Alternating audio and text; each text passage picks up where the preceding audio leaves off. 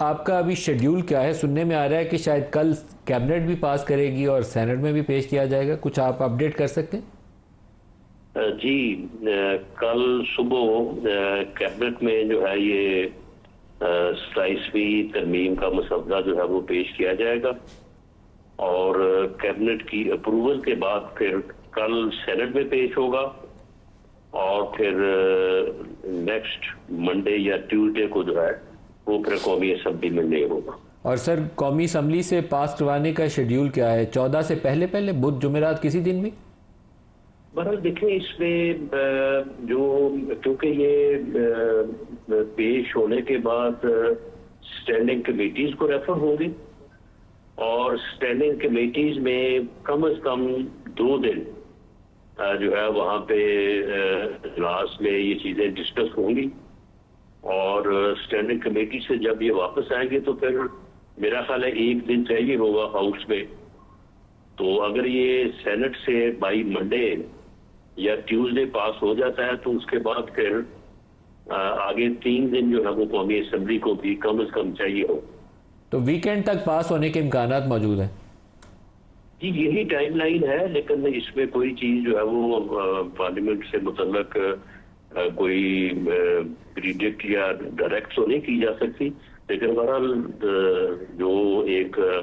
عمومی جس طرح سے کوئی ایک پروگرام بنتا ہے تو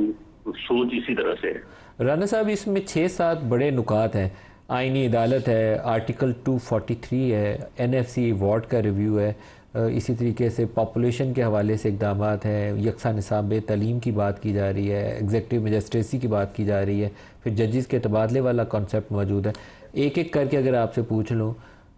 243 آپ کیا کرنا چاہتے ہیں؟ 243 میں ہم کچھ نہیں کرنا چاہتے، یہ ایسے خواہ لوگوں میں جو ہے وہ ایک ابہام اور ایک خوف کی سی جو ہے وہ صورتحال پیدا کی جا رہی ہے۔ آپ 243 جو آرٹیکل ہے وہ پڑھیں، وہ اس سے متعلق تو ہے ہی نہیں کہ وہ کوئی آئینی رول دے جو ہے وہ آرم فورسز کو، وہ ان کی اپنی ترتیب ہے، جو چین آف کمانڈ ہے، جو یونٹی آف کمانڈ ہے، اس سے متعلق ہے۔ اور مارکہ حق اور اس میں جو یہ ہمیں کامیابی ملی ہے بنیان المرصوص میں، تو اس میں جو ایکسپیرئنس ہوا ہے کمانڈ سٹرکچر کے بارے میں، اس بارے میں یعنی انٹائرلی پروفیشنل نتھنگ پولیٹیکل، وہ کچھ چیزیں جو ہیں وہ ان کی طرف سے یعنی ادارے کی طرف سے جو ہے وہ سلیکٹ کی جائے گی، جس کا ادارے کے علاوہ کسی سٹرکچر سے کسی اور معاملے سے کوئی تعلق ہی نہیں ہوگا۔ تو ان کو جو ہے وہ صبح کیبنٹ پہلے ان کی اپروول یا اس کے اوپر غور کرے گی، اور اس کے بعد وہ پارلیمنٹ کے سپورٹ ہوگا۔ سر، یہ چند روز پہلے DG/ISPR سے بھی سوال ہوا تھا چیف آف ڈیفنس سٹاف کے آفس کے متعلق۔ چیف آف ڈیفنس سٹاف جیسے انڈیا میں بھی موجود ہے، انہوں نے بھی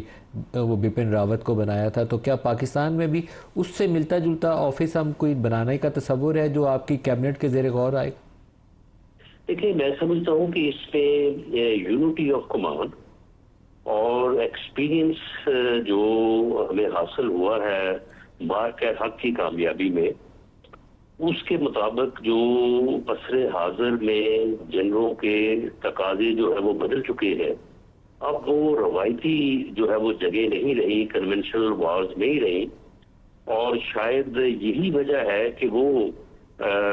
چیز یا وہ ایک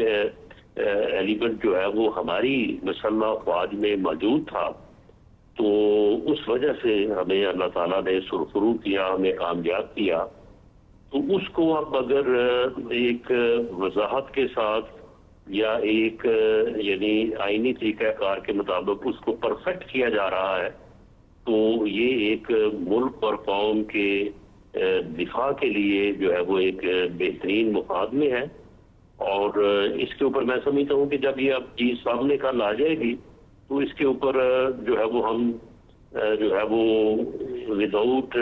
یعنی مسودہ جو ہے وہ اس سے زیادہ بحث نہ کریں۔